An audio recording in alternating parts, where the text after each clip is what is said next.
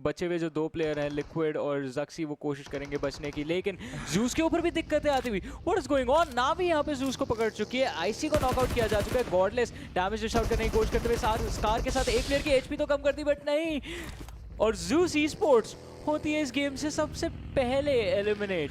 Wow, Zeus esports back to back, पहले सैनॉक के अंदर एंड उसके बाद अब दिन के तीसरे मुकाबले इरांगल के अंदर सबसे पहली टीम बनती हुई जिसको यहाँ से बाहर का रास्ता दिखाया गया है। पहले i8 ने उनको सैनॉक में एंड अब यहाँ पे नावी ने अपने लिए 4 पॉइंट एकत्रित किए हैं। ज़्यूस ई-स्पोर्ट्स को एलिमिनेट करके उनकी दिक्कतें कम होने का नाम ले रही है एंड लिक्विड को भी डाउन कर दिया गया है। ज़्यूस फॉलिंग डाउन, बीटीआर को दिक्कतें हो क्या रहा है यहाँ पे इस वर्ल्ड इन्विटेशनल के अंदर? ये वही चीज है जिसके बारे में हम सुबह बात कर रहे थे trooper, this is a clash of champions. यहाँ पे हर एक टीम एक से बढ़कर एक मौजूद है और ये प्रेडिक्ट कर पाना बहुत मुश्किल है कि फाइट किसके खाते में जाएगी, गेम में डोमिनेट कौन करेगा। जैसा आपने मेंशन किया था हमारे प्री गेम सेगमेंट में कि बड़े बड़े नाम हमको अर्ली एग्जिट लेते हुए नजर आते हैं। जूस जा चुकी है, बिगेट्रॉन रेड एलियंस के लिक्विड फिनिश ऑफ हो चुके हैं, इसका मतलब बिगेट्रॉन रेड एलियंस के आखिरी प्लेयर इस गेम के अंदर बचे हैं जक्सी, जो हमें नजर आते हैं अपनी बगी के साथ बच के निकलने की कोशिश करते हुए। एंड अगेन क्योंकि ओपन एरियाज के अंदर ये सर्कल जा रहा है, बचने की लोकेशन बहुत ही ज्यादा कम है। 13 मिनट का गेम खत्म हो गया है, जक्सी अपनी बगी छोड़ने को तैयार नहीं है। पहले जब लक्सी एलिमिनेट हो रहे थे ही वाज इनसाइड द बगी, अब यहाँ पे जब लिक्विड एलिमिनेट हो रहे he is moving inside the बगी। देखना पड़ेगा कि कब फाइनली जक्सी की तरफ से वो कमाल हमको देखने को मिलने वाला है, या फिर ये कामनेस जो भी वो कैरी कर रहे हैं किस तरीके से एक तूफान का रूप लेगी बीटीआर की तरफ से, ये भी हमारी नजर रहने वाली है। बट अभी के लिए नावी एक बहुत ही क्रूशियल रिज कंट्रोल करते हुए दिखाई दे रही है, उस रिज के काफी नजदीक मल्टीपल टीम्स अपने लिए कंपाउंड होल्ड करती हुई, जिसमें से गीक फैम की एंड i8 की टीम्स हैं यहाँ पे। सो ये एक 3-वे फाइट अब बनती हुई जा रही है एंड ये एक इंपॉर्टेंट हिस्सा है इस समय जोन के बीचों बीच। तो लेट्स सी नावी किस तरीके से इस रिज के साथ, क्योंकि काफी रोटेशंस काटने का मौका मिलने वाला है इनको यहाँ से। आई मीन डेफिनेटली एक हाई ग्राउंड एडवांटेज इनके पास अवेलेबल है, प्लस तीन टीम्स का इन्फो है इनके पास। इनको i8 की पोजीशन पता है, इनको गीक फैम की पोजीशन पता है, एंड बिलीव डिस्टेंस में इन्होंने कहीं ना कहीं रिजेक्ट को भी स्पॉट आउट कर ही लिया है। तो कोशिश यही रहेगी कि इन तीनों टीमों पे नजरें बना के रखी जाए और बस जैसा आपने मेंशन किया रोटेशंस काटी जाए, यहाँ पे प्लेयर्स को मिड रोटेशन दिक्कतें दी जाए। लेकिन एक पॉइंट ऐसा आ सकता है नावी के ऊपर जहाँ पे तीनों टीम्स इनके ऊपर इतना प्रेशर डाल दे ये खुद ओवरवेल्म हो जाए, तो फाइट चूज करना बहुत ज्यादा इंपॉर्टेंट होगा। Pick and choose your battles, एक एक करके अगर फाइट लेंगे तो वो यहाँ पे वही बेहतरीन रहेगा। इनका सबसे पहला टारगेट इनका यहाँ पे गीक फैम बनने की कोशिश पॉसिबिलिटी काफी ज्यादा हो सकती है क्योंकि they are the one closest to them. बिल्कुल नजदीक है। जैसे कि आपने प्रेडिक्ट किया था यहाँ पे जॉनी थोड़ी देर पहले येल्ला ई-स्पोर्ट्स के बारे में कि प्लेयर्स उन्होंने लूज कर दिए यहाँ पे अर्ली गेम के अंदर, तो एक डिफेंसिव स्टांस उनका रहेगा। क्लियरली हमको दिखाई दे रहा है पूरी तरीके से उन कपल हाउसेस की तरफ उनको हमने लास्ट टाइम स्पॉट किया था एंड उसके बाद से अभी तक कोई भी एक्शन यहाँ पे नहीं दिखाई दिया है येल्ला ई-स्पोर्ट्स की तरफ से। देखिए अभी भी बैठे हुए हैं वो वहां पे होल्ड अप करके। सो ये डिफेंसिव स्टांस उनको इसीलिए होना पड़ा क्योंकि रोटेशंस में प्लेयर लूज किए। ये एग्रेसिव टीम है एंड वो अब ऐसे होल्ड कर रही है, तो यहाँ पे कुछ भी हो रहा है। ज़्यूस गिर रही है, बीटीआर गिर रही है, येल्ला ई-स्पोर्ट्स शांत बैठी हुई है। एक मजेदार चेंज ऑफ यहाँ पे स्ट्रैटेजीज हमको देखने को मिलती है। एग्जैक्टली और ये ऐसा नहीं है कि टीम्स अपनी मर्जी से कर रही है, उनको फोर्स किया जा रहा है चेंज करने के लिए। ऐसी पोजीशंस में डाल रहे हैं जहाँ पे और कोई ऑप्शन ही नहीं बचता प्लेयर्स के पास, टीम्स के पास। अब जैसे येल्ला ई-स्पोर्ट्स की आपने बात करी, अब आई बिलीव येल्ला का नाम लिया था 97 जक्सी को रन ओवर करते हुए फिनिश ऑफ करेंगे। बिगेट्रॉन रेड एलियंस बाहर हो जाती है इस गेम से। कहीं ना कहीं से तो फाइट्स लेनी, कहीं ना कहीं से किल्स पिक करना। और फाइट्स की अगर बात करें तो ब्लैकलिस्ट इंटरनेशनल इस बार हमको दिक्कत में नजर आती है। वायरलेस ई-स्पोर्ट्स एक नॉक निकाल चुके हैं और अपने लिए एक अच्छा एडवांटेज बना लिया इन्होंने। इनफैक्ट 2 प्लेयर्स को पिक ऑफ कर चुके हैं ब्लैकलिस्ट इंटरनेशनल के, और जो बचे हुए 2 प्लेयर्स हैं उनकी इन्फॉर्मेशन भी इनके पास है। तो अब बारी है हंट डाउन की। कॉम्पाउंड्स इनके सामने मौजूद है। अब देखते हैं कि चार्ज किस तरह से यहाँ पे करने वाली है वायरलेस ई-स्पोर्ट्स। बस एक चीज की दिक्कत है कि सर्कल के हल्का सा बाहर है, तो अगर ब्लैकलिस्ट को फिनिश करके इनसे कॉम्पाउंड छीन लेते हैं, दे हैव द एडवांटेज। ये एक बहुत ही डिसएडवांटेज वाली पोजीशन वाला कंपाउंड है, बट मैं आपका ध्यान एक बार फिर से जॉनी उस तरफ लेके जाना चाहूंगा। येल्ला ई-स्पोर्ट्स, लुक एट दैट, जक्सी को उन्होंने रन ओवर कर दिया। कहां होता है ऐसा? This is all happening over here. But अब उनके सामने आ चुकी है डीएस गेमिंग की टीम। मैंने एक नॉक जरूर वहां पे निकाला था येल्ला ई-स्पोर्ट्स के प्लेयर ने, बट रीग्रुप करने का एक बढ़िया मौका यहाँ पे डीएस गेमिंग के प्लेयर्स को मिल चुका है। Look at this sort of aggression. आगे बढ़ते हुए व्हीकल्स अपने इंटैक्ट करके जरूर जा रहे हैं। इनकेस अगर उनको रिट्रीट करना पड़े तो वो व्हीकल उनके लिए काफी कारगर साबित होगा। कारगर तो साबित हो सकता है, बट दूसरी तरफ आई बिलीव येल्ला ई-स्पोर्ट्स के लिए जैसा हमने बोला था पैसिव रहना एक अच्छा एडवांटेज हो सकता था टीम के लिए, क्योंकि अब 2 प्लेयर्स बचे हैं, 2 अलग साइड स्पॉट होने की बात करें तो A1 ई-स्पोर्ट्स के ऊपर स्प्रे आता हुआ DRS के नेमा की तरफ से एक नॉक यहाँ पे निकाल सकते हैं। एंड एक नहीं काफी सारे फिनिशेस यहाँ पे हमको देखने को मिलेगा। और A1 ई-स्पोर्ट्स को एक्चुअली फिनिश किया है रिजेक्ट की टीम ने। सैंडविच हो रखे थे यहाँ पे, माफिया निंजा के पास सिनिस्टर का एक पिक आया है, नीमा के पास जैक्स का किल आता हुआ। तो चलिए DRS ने भी कहीं ना कहीं किल्स तो पिक कर लिए, लेकिन A1 Esports ओपन में पकड़े जाते हैं 3 टीमों के बीच। वो फिनिश ऑफ होते हैं, ब्लैकलिस्ट इंटरनेशनल एलिमिनेट होती हुई इस गेम से। बची है 12 टीम, 45 प्लेयर्स अब इस गेम के अंदर जिंदा। और अब कहीं ना कहीं जो ओपन एरियाज की खासियत होती है ना कि सर्कल के अंदर एंटर करना सबसे ज्यादा मुश्किल जो टास्क बनता है वो इस सर्कल से बनेगा। बिल्कुल, एक मल्टी लेयर्ड सैंडविच जैसे होता है ना, वहां पे जॉनी वो बन गया यहाँ पे A1 Esports के प्लेयर का। एक तरफ नावी ने भी तो उनके एक प्लेयर को एलिमिनेट किया, रिजेक्ट ने भी एक प्लेयर को एलिमिनेट किया, एंड DRS ने भी एलिमिनेट किया। तो A1 Esports सिनिस्टर के लिए कब यहाँ पे ये एक चैलेंज रहेगा। हमको कंपेयर किया था थोड़ी देर पहले माफिया निंजा से, ऐसा तो बिल्कुल नहीं होता है माफिया निंजा और उनके प्लेयर्स के बीच में। बट अभी के लिए जिस तरीके से i8 इस कंपाउंड को काफी देर से होल्ड अप करके बैठी है, क्लियरली उनके पास बहुत सारी इंफॉर्मेशन है। बट प्रॉब्लम अब ये है कि उनके काफी नजदीक यहाँ पे नावी की टीम ने काफी देर से रिजेस कंट्रोल कर रखे हैं। एक ओपन गेम खेलती हुई नावी की टीम जो ऑलरेडी यूज स्पोर्ट्स को एलिमिनेट करके काफी कॉन्फिडेंट स्टांस में दिखाई दे रही है, अब इस कंपाउंड के अंदर, इस पूरे सर्कल के अंदर एक सेंट्रलाइज पोजीशन होल्ड कर रही है। उनके आसपास मल्टीपल प्लेयर्स। देखने वाली बात रहेगी किस तरीके से ये ओपन की फाइट यहाँ पे एग्जीक्यूट होती हुई दिखाई देगी। ओपन एरियाज फाइट आसान तो यहाँ पे डेफिनेटली नहीं होने वाली, लेकिन जैसा आपने मेंशन किया ये फाइट आई बिलीव कहीं ना कहीं दोनों टीम्स के लिए काफी इंपॉर्टेंट बन जाती है। DRS के नीमा को हम नॉकडाउन होते हुए देखते हैं, सारा का एक बहुत ही बेहतरीन स्प्रे वहाँ पे कनेक्ट होता हुआ। अभी भी 3 प्लेयर्स यहाँ पे बचे हैं। नीमा तक पहुंचना आसान तो नहीं रहेगा, बट अगर 1 से 2 स्मोक्स कमिट किए जाते हैं तो इजीली प्लेयर रोटेट कर सकते हैं रिवाइव के लिए। और नीमा को रिवाइव करना काफ़ी ज़्यादा इंपॉर्टेंट है, क्योंकि जैसा मेंशन किया ओपन एरिया से अगर आपको सर्कल टू सर्कल रोटेट करना है, यू नीड योर प्लेयर्स। अगर आप एक भी डायरेक्शन से इन्फॉर्मेशन नहीं लेंगे, दिक्कत काफ़ी ज़्यादा हो सकती है वहाँ पे। ऐसी पोजिशन में इन्फॉर्मेशन इसकी it's gonna help you move. बिल्कुल, एंड वहाँ पे आप स्मोक्स का इस्तेमाल ऑलरेडी NSR Esports की तरफ से देख रहे हो। ये एक प्रेशर सिचुएशन है इनके लिए भी, बिकॉज इस हायर ग्राउंड के नज़दीक काफ़ी प्लेयर्स हैं। ओपन में यहाँ पे हमने फाइट की बात करी थी, देखा किस तरीके से उस मैप के अंदर नावी ने अपने आसपास का पूरा एरिया क्लियर आउट कर रखा है दूर दूर के ओपन फील्ड तक। लेकिन अब जो इस नया जोन का शिफ्ट आया है, उससे उनको जो साउथ ईस्ट साइड के जो रिज मिल रही है कंट्रोल करने के लिए, बहुत सारी टीम्स यहाँ पे गेट कीप होने वाली है नावी द्वारा।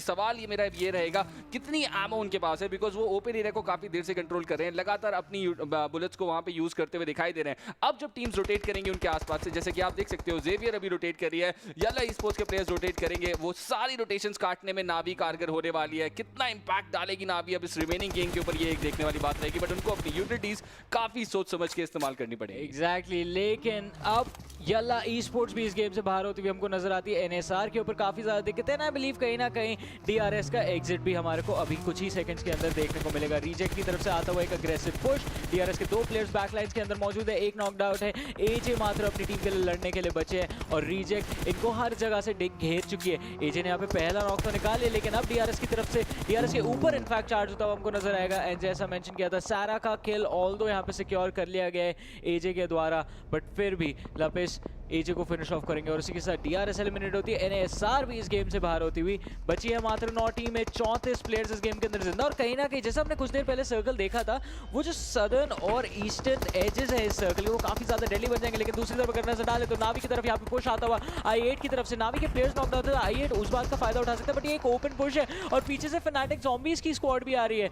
तो i8 को थोड़ा सा यहाँ पे संभल के रहना होगा। अगर नावी के ऊपर ओवर अग्रेसिव हो जाते हैं तो कहीं ना कहीं दिक्कतें फनाटिक ज़ॉम्बीज उनको दे सकती है। लेकिन गीक फैम भी है डिस्टेंस में। This is a train, right? एकदम नावी एकदम इंजन की तरह इस समय कंट्रोल जरूर कर रही है गेम को, बट उनके ऊपर चैलेंज आता हुआ दिखाई दे रहा है लगातार। है ना, प्रेशर सिचुएशन में ये प्लेयर्स फंस चुके हैं। i8 के 3 प्लेयर्स डाउन है। लुक एट दैट, टिक्सी का नेट यूजीएम के साथ उनके एक टीममेट को गिराते हुए, एंड अब चढ़ बैठेगी नावी, बिकॉज उन्होंने सेंस कर लिया यहाँ पे एक ओपनिंग। बट दूर से शॉट्स आते हुए अभी भी दैट इज जेवियर्स जो दूर से अभी नावी की टीम को अलाउड नहीं कर रहे उस स्लोप के ऊपर चढ़ के एलिमिनेट करने के लिए i8 की। तो सॉर्ट ऑफ यही टाइम चाहिए था i8 को रीग्रुप करने के लिए। एग्जैक्टली, ये टाइम चाहिए था, ये कुछ चंद सेकंड्स उनको चाहिए थे और वो उनको मिल चुके हैं। लेकिन अभी भी दिक्कतों से बाहर नहीं है। देखिए गीक फैम अभी भी वही है, पीछे से फनाटिक ज़ॉम्बीज भी आ रही है, नावी अभी भी हाई ग्राउंड लेकर बैठी है और अब DS भी एक स्लोप ले चुकी है। और DS गेमिंग कहीं ना कहीं मैं बोलूँगा डा जेवियर के प्लेयर्स थोड़ा बहुत परेशान कर रहे हैं, लेकिन DS के एलिमिनेट होने के बाद शायद यहाँ पे ओपनिंग मिल सकती थी।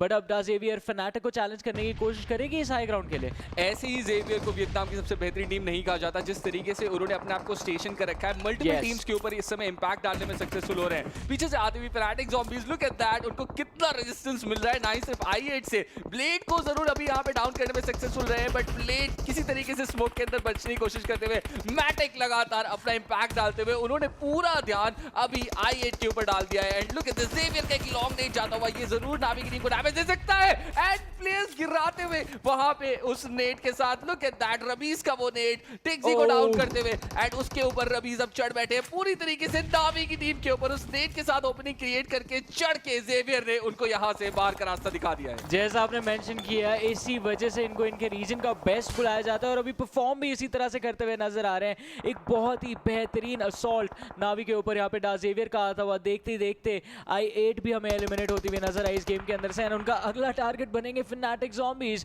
मेक्सिको को पिक ऑफ करके स्क्वाड भी एलिमिनेट हो चुकी है वहाँ पे फनाटिक ज़ॉम्बीज की। तो मात्र बस 5 टीमें 18 प्लेयर्स बचे हैं एंड आई बिलीव कहीं ना कहीं ऐसा नजर आ रहा है कि ज़ेवियर का जो डोमिनेशन है इस गेम में उसको रोक पाना बहुत मुश्किल है। ये गेम एंड होने पे रुकेंगे। अगर कोई इन्हें परेशान कर सकता है that's gonna be geek fam, जिनके पास सर्कल की कहीं ना कहीं एक एज की पोजीशन मौजूद है और उसी चलते उनके गेम प्लान से एक चीज चली जाती है कि रोटेशन तो नहीं करनी, हम सर्कल के अंदर है, we have to focus on fighting and holding our ground. बिल्कुल है ना, ये वही पोजीशन है जो नावी होल्ड कर रही थी। उनको डीथ्रोन किया है उनके फोर्ट्रेस से यहाँ पे ज़ेवियर जैसी टीम ने। बट तारीफ करनी पड़ेगी गीक फैम की, उन्होंने रियलाइज किया था कि मल्टीपल टीम्स उस हायर ग्राउंड की तरफ प्रेजेंट है, तो उन्होंने थोड़ा सा अपनी रोटेशन को चेंज करके एक बान की तरफ अपने आप को कंसंट्रेट किया है। स्मोक्स का बहुत बढ़िया इस्तेमाल वो लोग करते हुए यहाँ पे दिखाई दे रहे हैं। बट अब बात करेंगे हम जोन के नॉर्दर्न साइड की तरफ, जहां से वाइल्डर्स द मर्डर्स अब आगे आने की कोशिश कर रहे हैं। उनके अब बिल्कुल सामने यहाँ पे ज़ेवियर की टीम है। Look at that, multiple teams अब यहाँ पे इस फाइट के अंदर जिस तरीके से एजेस पे सर्वाइव करने की कोशिश कर रही है, कोई भी टीम नहीं है जो अभी सेंटर पकड़ने की कोशिश करे। अगर मैं एक टीम की बात करूं तो रिजेक्ट की वो ही थोड़ा सा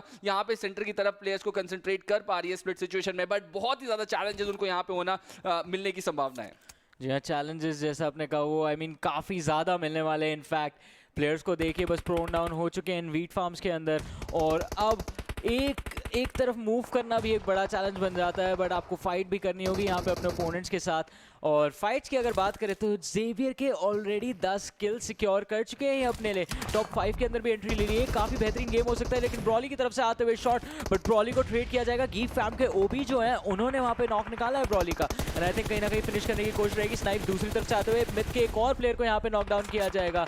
रियो जो है उनको भी उनके घुटनों पे गिराया जाता है और अब यहाँ पे हमको चार्ज देखने को मिलेगा गीक फैम की तरफ के, लेकिन सामने वाले प्लेयर को यहाँ पे स्पॉट आउट कर लिया गया। डीपी के साथ प्रे करने की कोशिश तो है, डैमेज भी काफ़ी ज़्यादा डिश आउट किया है, बट काफ़ी देर तक यहाँ पे मिथ के प्लेयर सर्वाइव कर रहे हैं। गीक फैम को बहुत ज़्यादा बुरी पोजीशन में डाल चुके हैं। स्नाइप्स को नॉकआउट कर दिया गया है। सैनिस की एचपी काफ़ी ज़्यादा कम है। डैम रूट पीछे से क्लोज इन तो कर रहे हैं, फिनिशेस भी निकाल रहे हैं अपनी टीम के लिए, लेकिन जब तक ये आगे पहुंचेंगे तब तक अपना एक प्लेयर कहीं ना कहीं खो सकते थे, but no, they managed to come back. Snipes अभी भी सर्वाइव कर रहे हैं। मिथ्स की पोजीशन इतनी ज्यादा खराब है कि उनके लास्ट प्लेयर को रिलोकेट करने पे मजबूर कर दिया गया। They can't fight anymore. बिल्कुल, and look at that, geek fam के सिर्फ 2 ही प्लेयर्स वहां पे कमिट हुए थे उस पुश के अंदर एंड फिर भी मिथ की टीम उस पुश को संभाल नहीं पाई। तो दैट टेल्स यू कि कितनी यहाँ पे स्ट्रॉन्ग टीम है हमारी गीक फैम की टीम। एंड अभी वो लोग मल्टीपल स्प्लिट सिचुएशन को किसी तरीके से कंट्रोल करने की कोशिश कर रहे हैं। आई बिलीव उनका एक थर्ड प्लेयर जरूर bleed out, no he is not going to bleed out, he has also been revived there. So किसी तरीके से उस सिचुएशन को कंट्रोल कर दिया एंड देखते ही देखते वहां पे मिथ के आखिरी प्लेयर को रिजेक्ट के डिवाइन ने होल्ड अप करके एलिमिनेट करते हुए अपनी M416 द्वारा। अब हम आखिरी 4 टीमों की तरफ यहाँ पे बढ़ चुके हैं Johnny, and look at that, एक तरफ से वेल्डस आ रही है, दूसरी तरफ से हमने गीक फैम को देखा है। जिस तरीके से ज़ेवियर डोमिनेट करी थी थोड़ी देर पहले, कोई भी टीम यहाँ पे चिकन डिनर लेके जा सकती है। जी हाँ, कोई भी टीम यहाँ पे चिकन डिनर उठा सकती है टॉप 4 टीम्स के अंदर से, क्योंकि आई मीन एक वन साइड सिचुएशन तो नहीं थी, अब बन चुकी है। रिजेक्ट के चांसेस थोड़े कम है क्योंकि लापिस जो है उनको एक मोलोटॉव से डाउन किया गया है। तो रिजेक्ट के बचे मात्र 2 प्लेयर्स, ज़ेवियर के 3 और गीक फैम और वाइल्डस ई स्पोर्ट्स के 4 प्लेयर्स अभी भी इस गेम के अंदर मौजूद है। और गीक फैम यहाँ पे रिजेक्ट के एक प्लेयर डुएलो को स्पॉट आउट करते हुए स्नाइप्स शॉट्स फायर किए, रीलोकेट किया, इंस्टेंटली यहाँ पे शूट करने की कोशिश, बट अभी भी कनेक्ट नहीं कर पाएंगे। तो कहीं ना कहीं यहाँ पे रिजेक्ट और गीक फैम इन्फॉर्मेशन के लिए एक दूसरे से फाइट करते हुए नजर आ रहे हैं, बट वो जो कर्व है ना लैंड के ऊपर, वो इनको एक दूसरे से दूर रखा हुआ और वहीं पे शॉट्स लैंड करने की दिक्कत हो रही है। रिजेक्ट के बाद प्रॉब्लम तो एक दूसरी भी है, मैन डिसएडवांटेज सिचुएशन में है, उनके पीछे जोन भी है वहां पे, तो ये एक थोड़ी सी डिफिकल्ट सिचुएशन अब रिजेक्ट के लिए बन चुकी है। बट गीक फैम के पास अभी मल्टीपल कवर्स जो अब उन्होंने ढूंढ लिए अपने लिए एंड नंबर्स भी उनके फेवर में, क्लियरली ये फाइट उनकी तरफ जा चुकी है। डिवाइन का एक पुश आता हुआ यहाँ पे, बट उनको डिनाई किया जाएगा। उनकी टीम में डुएलो को भी गिराते हुए गीक फैम 2 और किल्स अपने लिए यहाँ पे जोड़ते हुए रिजेक्ट की टीम को बाहर का रास्ता दिखाएगी। बट क्या यहाँ पे ओपनिंग सेंस करी है वाइल्डर्स ने? बिल्कुल की है, एंड कुछ यहाँ पे अपॉर्चुनिटीज के ऊपर कैपिटलाइज करने के लिए लैम्बोर्गिनी को भी एलिमिनेट करते हुए दिखाई दिया। And look at that, Frankie भी डाउन है, आखिरी प्लेयर खड़े हुए ज़ेवियर की तरफ से। जी हाँ, आखिरी प्लेयर अपनी टीम के लिए बचे और ये वही टीम है जिन्होंने बहुत ज़्यादा अच्छा डोमिनेशन दिखाया during the mid game phases. अब देखना ये होगा कि क्या इनको फिनिश ऑफ किया जाएगा। ओह नो, जूई आउट ऑफ नोवेयर स्नाइप्स ने उनको स्पॉट आउट कर लिया, ओपन में प्रोन हो रखे थे और एक इजी फिनिश यहाँ पे सिक्योर कर लिया है गीक फैम ने। जेवियर की जैसा बात करें, रिब्स जो है उनको आई बिलीव थोड़ी देर तक और सर्वाइव करेंगे, ज़्यादा से ज़्यादा अगर प्रोन इन करने की कोशिश करते हैं इंस्टेंटली स्पॉट आउट हो जाएंगे। लेकिन अब वायरलेस ई स्पोर्ट्स के लिए दिक्कतें बहुत ज़्यादा बढ़ चुकी हैं, क्योंकि गीक फैम को इनकी एग्जैक्ट पोजीशंस तो नहीं पता है, बट दे नो कि किस डायरेक्शन में ये लोग स्प्रेड आउट हो रखे हैं। आई थिंक फ्रैंकी के ऊपर गिव अप कर दिया यहाँ पे रबीज ने पूरी तरीके से। Oh look at that net coming in so close to him, उनको आगे बढ़ना पड़ेगा बट थैंकफुली वो प्रॉपर कुक नहीं था वहां पे, थोड़ा सा आगे वो नेट बाउंस होते हुए किसी तरीके से अभी भी जेवियर्स के वो आखिरी प्लेयर सर्वाइव करे। But look at geek fam जिस तरीके से उन्होंने एकदम बिना इंफॉर्मेशन के ही ना प्रोपेल करे जा रहे हैं, नेट आफ्टर नेट पूरी तरीके से अपनी यूटिलिटीज का इस्तेमाल करने की कोशिश करते हुए। बट तारीफ करनी पड़ेगी वाइल्डर्स की, अपने प्लेयर्स को एक स्प्लिट सिचुएशन में मल्टीपल कवर्स के साथ मल्टीपल एंगल्स उन्होंने यहाँ पे कंट्रोल करे हुए हैं। गीक फैम को आई थिंक यहाँ पे थोड़ी सी इंफॉर्मेशन की कमी है, जिस तरीके से वो आगे बढ़ रहे हैं they are heading inside a trap. Martin के ऊपर एक काफी बेहतरीन नेट जाता हुआ, लेकिन अब जेवियर को भी एलिमिनेट कर दिया गया। रिब्स जो है उनको फिनिश ऑफ किया जा चुका है। Now it's down to the final two team, 7 players अभी हमारे पास बचे, तो 3 वर्सेस 4 की सिचुएशन देखना ही होगा क्या वायरलेस अपने 3 प्लेयर्स, इनफैक्ट 2 प्लेयर्स, क्योंकि कॉन्सेप्ट भी डाउन है, मार्टिन की एचपी काफी ज्यादा कम 6 और मार्टिन के ऊपर अपनी टीम का भार आता हुआ 1 वर्सेस 4 सिचुएशन यहाँ पे बनती हुई। 1 वर्सेस 2 पे नंबर्स इक्वलाइज तो कर दी गई, लेकिन 6 की पोजीशन रिवील्ड है and he is gonna be finished up as well. Wilders esports eliminate होती हुई और चिकन डिनर जाता है गीक फैम के हाथों में। वाह